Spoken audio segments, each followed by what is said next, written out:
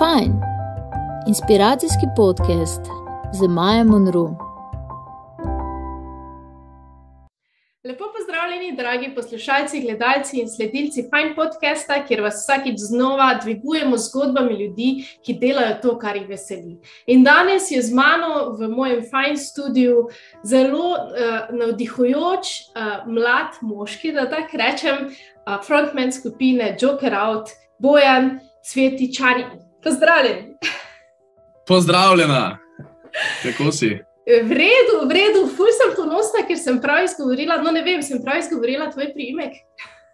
Jaz sem v bistvu Cvjetičanin, ampak načeloma je čist pravilno Cvjetičanin, tako da si bila ti bolj prav, tako da ja, super. Jaz sem se fokusirala očitno na ta zadnji del, ki se vedno malo in pol je bil tudi na glas na oni strani. Bojan, povej mi, vi ste v vzponu, Joker Out je v vzponu, ne glede na situacijo korone, ne glede na to, da ste bili v bistvu zablokirani že enkrat, ko ste želeli izdati v letu 2020, pa ste zdaj v bistvu razprodali dvakrat cvetličarno in kar greste navzgor. Kakšen je ta feeling? Feeling je končno izpopolnjujoč. Namreč zelo dolgo, oziroma natančno leto pa pol, je bil zelo moreč. Ker ko smo prvič razprodali cvetličarno in odprli prodajo kart za drugi večer, se je kar naenkrat zgodil ta kat, ne? In nismo vedeli, kdaj bo tega konc. S tem se je zavlekel tudi proces končevanja albuma in kaj enkrat en proces traja toliko dolg, na koncu več ne veš, a je dobro, a je slabo, pač mešal se nam je že od tega in nas je res kar moril, tako da zdaj dejansko še lahko dihamo normalno. Jaz si predstavljam, da je to kot nek feeling, da poletiš končno ven iz te neke kletke, v kateri ne veš v bistvu, kako dolgo boš mogel sedeti. Ti si, pa tudi jaz sem te tako doživela v živo, vedno poln energije. Je to in tako pozitiven. Kljub tej morečnosti si vzdržal to in je bilo to vedno v tebi, ali si to s časoma pridobil? Si taki človek? Po mojem sem že kot človek zelo, bom rekel, dobrovoljen, oziroma tak energijsko nabit. Kot otrok sem bil definitivno tak, no. Ampak ja, oder je v bistvu zame nek prostor, kjer se mi možgani totalno izklopijo in grem v nek flight mode in pač telo dela to, kar hoče in ja, takrat je očitno res toliko brez zadržkov vse skupaj, da sam eksplodiram. Kaj pa se je tebi, kaj je tisto, kar je tebe peljalo na to glasbeno pot? Vseeno, kakorkoli obrneva, biti glasbenik danes je na nek način tvegano, je nekaj drugačnega, je skozi ups and downs. Kaj je tisto, kar je tebe vseeno držalo na tej poti in te zdaj pripeljalo do tega v bistvu svobodnega flight mode stanja? Rekel bi, da pač itak na začetku ljubezen do ustvarjanja, kar je logično. In glede na to, da sem jaz to glasbeno pot začel, že 10 let nazaj z Martinom, z basistom, ki je pač moj najboljši prijatelj, in so se vmes priključili v band ljudje, s katerimi smo pač zdaj najboljši prijatelji, je že itak samo druženje dovolj velik povod za ohranjanje tega stika, ne. Sploh pa, glede na to, da pa skupaj delamo še muziko, je pa neizbežno, da bi ta muzika nastajala, ne. Tudi če bi bil to v resnici samo hobi. Pač mi smo skupaj, delamo muziko, imamo pa to srečo, da smo se vsega skupaj lotili toliko kvalitetno, da nam ni bilo treba recimo skrbeti za to, da je to nek toliko tvegan biznis, ne. Za enkrat. Svet izven garaže, ja, da sprejme v bistvu to, kar ustvarjaš, je na nek način sreča, ampak tako kot si rekel, je tudi ta kvaliteta, pa kar jaz mislim, je tudi ta povezanost med vami, ne? Kaj recimo tebi pomeni ta povezanost? Ker vem, da si se vmes loteval tudi, poskušal si tudi na svojo pot, pa si se pol vrnil v skupino. Zakaj? Kaj je tisto, kar je? Jaz sem imel pač ta nek mentalni izlet, zaradi tega, ker sem recimo temu začel ustvarjati v malo bolj mehkih vodah, kjer nisem videl spremstva benda, govorim izključno glasbeno, ne. Ampak dejansko sem v tem nekem procesu, ki je trajal mogoče malo manj kot 1 leto, ugotovil, da mi brez teh ljudi zraven sploh ni toliko zadelati muziko, ne. Tako da sem pol zelo hiter klical nazaj in prosil, če me vzamejo spet. V bistvu s prijatelji ali pa suportom, jaz vem, da tudi imaš starše, ki te podpirajo recimo na tvoji poti, si predstavljam nekako, da sta tudi ona dva velik del te tvoje vztrajnosti. Absolutno, jaz imam zelo lepo okolje, kar se tega tiče. Starši in sestra in pač vsi ostali sorodniki so res vedno bili izključno in samo podpora. Tudi, bom rekel, zelo dober vodič so bili zame, no. Nikoli se nisem počutil, kakor da v primeru, da izgubim kompas, da se bom izgubil, ampak pač sem vedno imel okoli sebe neke ljudi, ki so bili vedno pač pripravljeni mi najdeti pot nazaj, recimo temu tako. In to ne velja samo zame, ampak velja tudi za pač vse ostale fante v bendu, ne. Tako da mi smo dejansko, ker ko smo začeli s tem bendom, smo bili še mulci, nismo imeli izpitov za avto, pač ne. In so starši pomagali, kar se tega tiče, so nas vozili na vaje, na špile, kupovali so nam inštrumente v končni fazi, ne, ker pač itak, da nismo imeli svojega denarja. In v resnici smo zdaj zelo veseli, da jim nekako povračamo vse to s tem, da pač lahko pridejo na naš koncert in vidijo, k čemu so doprinesli, ne. Dostikrat recimo pa vseeno, kljub temu, da smo recimo uspešni na svoji poti, da se nam odpirajo poti in se odpirajo, ko delamo tisto, kar pač nam res srce pravi, da moramo, ampak dostikrat pa se vseeno zgodijo kakšni izzivi, ki jih moramo rešiti popolnoma sami. Se ti spomniš mogoče, kdaj ti je v lifeu bilo najbolj težko, pa da si vseeno mogel sam to zdelati? Ja, zame je bil to definitivno prvi letnik fakultete prvič, ker sem se prvič v življenju narobe odločil glede nečesa, kar je zelo pomembno, ne, na življenjski poti. Namreč sem si izbral napačno fakulteto in potem, ko sem si rekel, da bom šel na drugo, in moral to polletno obdobje med prvim semestrom pa koncem pač prvega semestra biti doma in staršem razložiti, da pač sej bom začel študirati čez pol leta, ne, ni to konc mojega faksa. Pa niso tega tako razumeli, no, temu to reči, je bilo pač konc mojega faksa. Tako da čez to obdobje, kjer se je pa ustvarila tudi Gola, čez to obdobje sem pa mogel zelo veliko stvari v svoji glavi pošlihtati, no, zaradi tega, ker takrat sem pa dejansko prvič se začutil oziroma dosegel neko stopnjo deviacije od svojega normalnega življenja, ko sem se počutil, da vajeti niso več toliko v mojih rokah, ne. To je bil najbolj tak self-growth proces, kar se mene tiče. Ampak si šel preko, ne, in potem v bistvu pridejo te nagrade, ko zmoreš iti čez trnje, ko zmoreš prebroditi blato in med drugim si ti igral tudi na odru že zdaj z največjimi pač glasbeniki v Sloveniji, rockerskimi, tudi Tomi Meglič, Kušti in tak naprej. Kakšen je feeling, ko končno stopiš ob svojega idola na istem odru? Ja, to je pa kar zanimiv feeling, no, moram priznati. Jaz sem res že kot otrok zelo oboževal slovensko muziko. In sem res velik fan te scene, tako da so bili zame Tomi Meglič, Grega Skočir, Tokac in podobni čisto enakovredni v resnici, ne vem, Billy Joe Armstrongu iz Green Dayov, pač ko sem odraščal.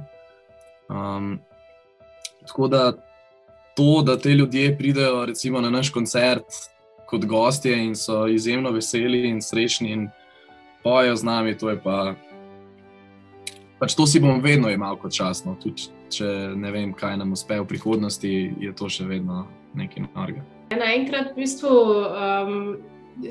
ti ideali ali pa ti idoli, ki jih gledaš kot majhen otrok, naenkrat postaneš del tega sveta. Ampak je v tem svetu tudi kakšna žrtev?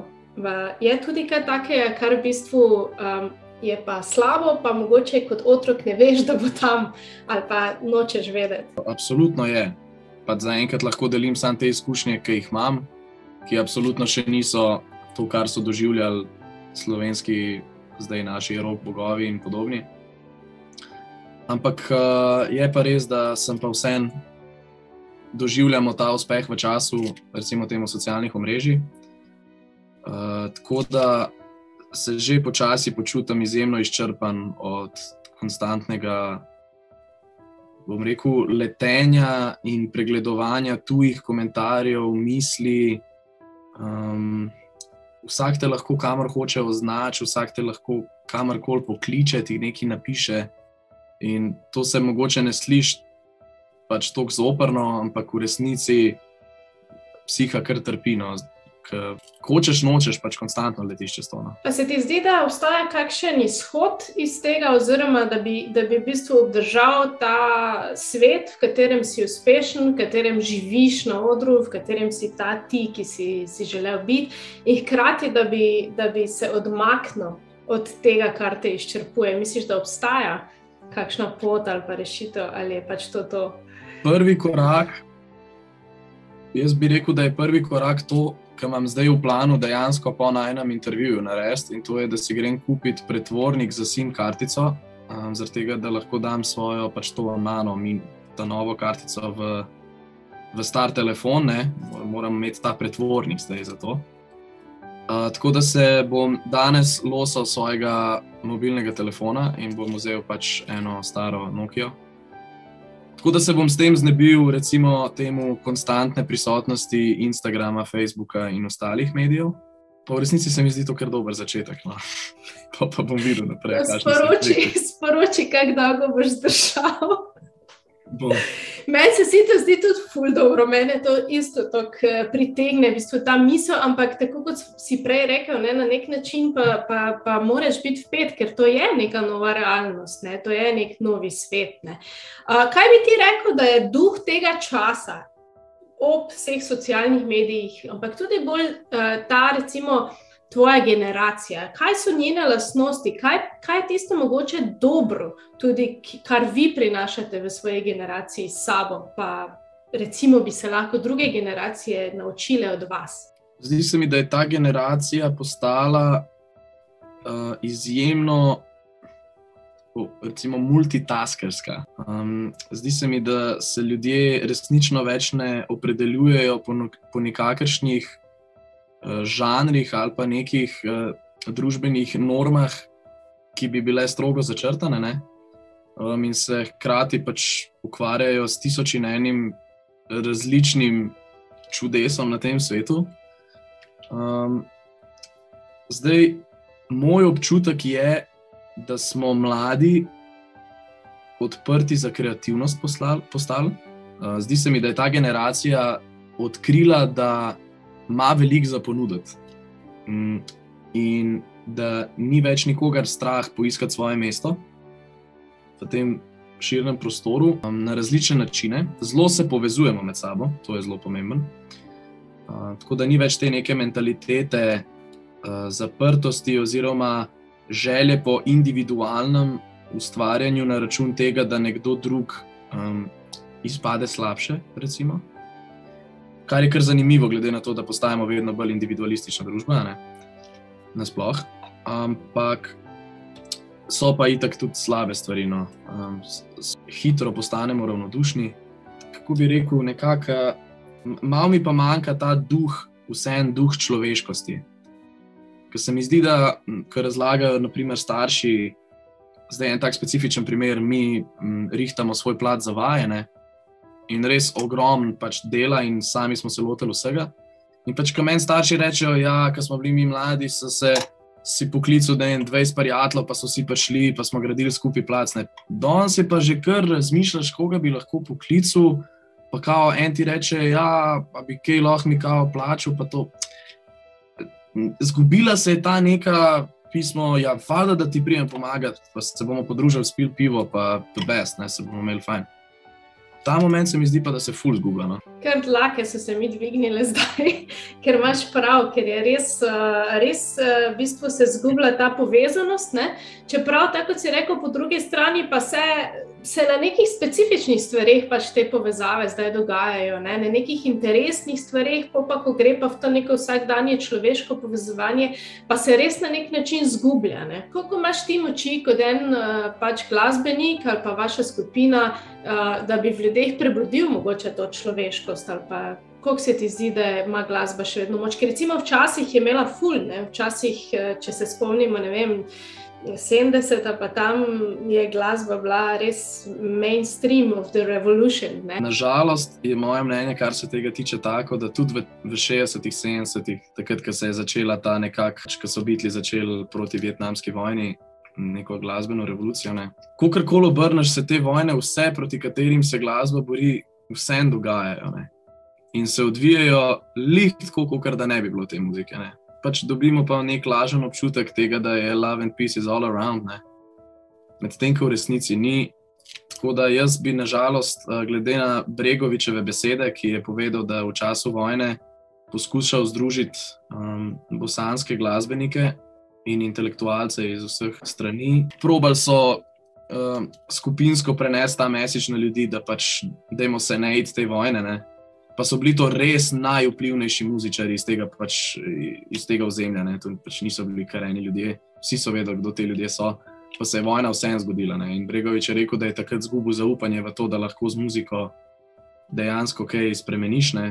Jaz pravim, da glede na to, da se imajo ljudje ob naši muziki fino, da srečni ljudje ne povzročajo vojn, tako da če nam uspe osrečiti čim več ljudi, jih mogoče preprečimo to pot do ustvarjanja konfliktov v prihodnosti. Ja, meni se vseeno zdi, da glasba sploh v živo, ki je sicer v tej novi politiki omejena, ampak ta moment, veš, živega koncerta, ko se povežeš za publiko, ko se vibe dvigne, ne, da to je nekaj izredno terapevtskega, tako za vas na odru, kot za publiko. Ne. Se pravim, mogoče delujemo bolj preventivno kot kurativno. Ne. Ko zdaj razmišljaš o svoji karieri glasbenika, ki je v vzponu, ki je nekaj, kar je definitivno prava pot, kar se kaže, ampak imaš kakšne omejitve, recimo, vem, da bi rad šel ustvarjati pač tudi izven Slovenije, ampak kje pa je tista meja? Naprimer, hočeš zavzeti cel svet ali se vidiš točno na določeni poti in točno do določenih meja? Jaz bi bil najbolj vesel, če bi lahko